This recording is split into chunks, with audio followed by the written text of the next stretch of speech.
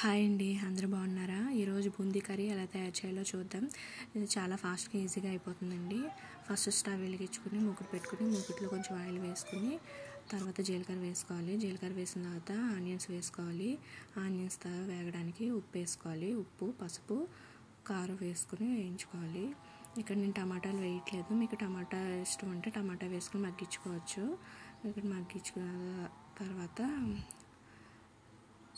అల్లం వెల్లుల్లి పేస్ట్ వేసుకొని వేయించుకోవాలి. అల్లం వెల్లుల్లి పేస్ట్ వేగిన తర్వాత వాటర్ పోసుకోవాలి. వాటర్ కొంచెం మరిగిన